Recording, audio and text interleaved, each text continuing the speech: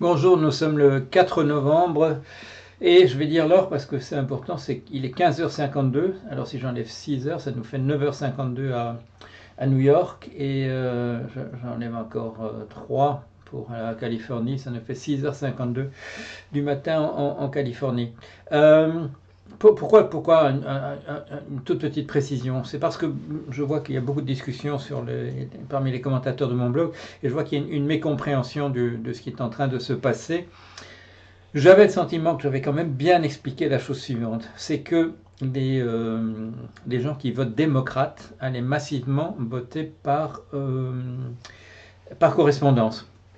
Pourquoi? Parce que ce sont des gens qui sont susceptibles au message qu'il y a du coronavirus, donc des gens qui seront moins disposés à se rendre dans des bureaux de vote et qui préféreront mettre leur bulletin de vote dans une enveloppe et puis de mettre ça à la poste, ni vu ni connu, et aussi parce que les démocrates vivent plutôt dans des grandes agglomérations urbaines et préfèrent, bon, ça arrange beaucoup mieux les affaires, de mettre une enveloppe de mettre un bulletin de vote dans une enveloppe et de le mettre dans une boîte aux lettres.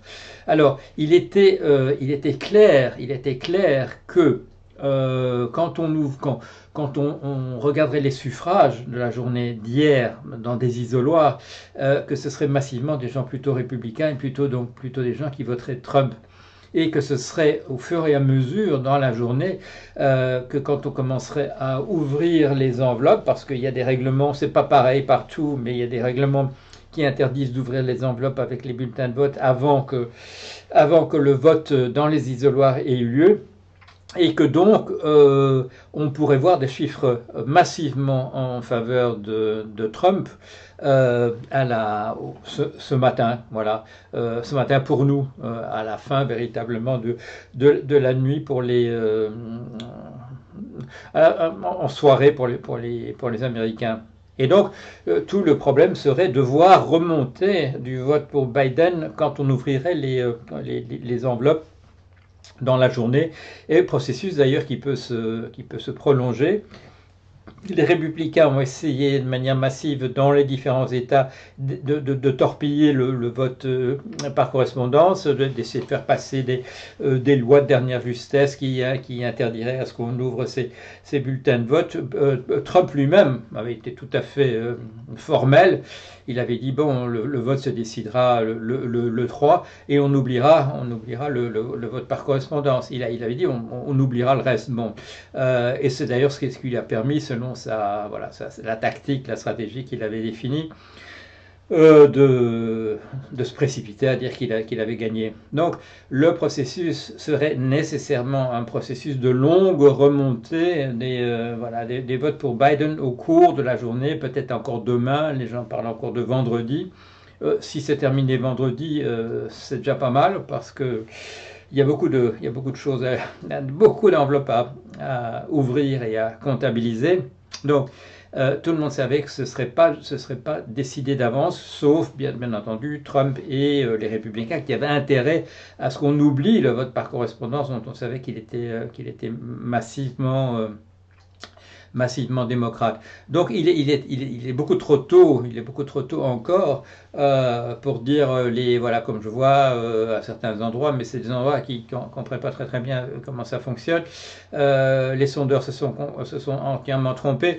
Non, on allait voir ce matin. Pour nous, on verrait des chiffres très déséquilibrés, dont si on espérait que Biden passe et que Trump ne passe pas, on allait voir de nail-biting way, d'une manière qui force à se ronger les ongles, voir remonter les chiffres petit à petit de Biden. Moi, je voulais montrer sur mon blog, j'ai fait un pronostic. J'ai fait un pronostic et qui montre quand même Trump vainqueur de justesse. Pourquoi j'ai fait ça? Comment j'ai fait ça? J'ai fait ça sur le site du Guardian, où avec toutes les statistiques que j'avais rassemblées sur les différentes intentions de voter manifestées dans les sondages. J'ai rempli, mais j'ai rempli bon, délibérément de manière un peu pessimiste. J'ai eu raison pour la Floride. On donnait la Floride acquise à Biden, je ne le pensais pas. J'ai fait très attention à ce que disaient les commentateurs. Quand des commentateurs connaissaient bien un État particulier comme le Wisconsin, le Michigan, la Caroline du Nord, des États dont on savait que ce seraient des États qui seraient déterminants pour le compte final. J'ai bien écouté ce qu'il disait, et quand il disait non, moi je ne crois pas, ces chiffres sont beaucoup trop optimistes pour Biden, j'ai tenu compte de ça en faisant le pronostic. Le pronostic était, je l'ai fait ric-rac. J'ai dû à la dernière minute prendre une décision, savoir si la Pennsylvanie voterait Trump ou elle voterait Biden. J'ai décidé là de manière un peu pessimiste parce que il fallait bien que je fasse un choix qu'elle serait acquise à Trump, mais elle fera la différence. Si elle n'est pas acquise à Trump, il y a encore la possibilité que Biden l'emporte. Ce qui est clair en tout cas, c'est qu'il n'y a pas eu de raz-de-marée bleu comme on dit là-bas, c'est-à-dire pour le Parti démocrate. Il n'y a pas eu, voilà, le peuple en tout cas ne sera pas débarrassé de manière absolument massive de M. Trump, même si Biden l'emporte.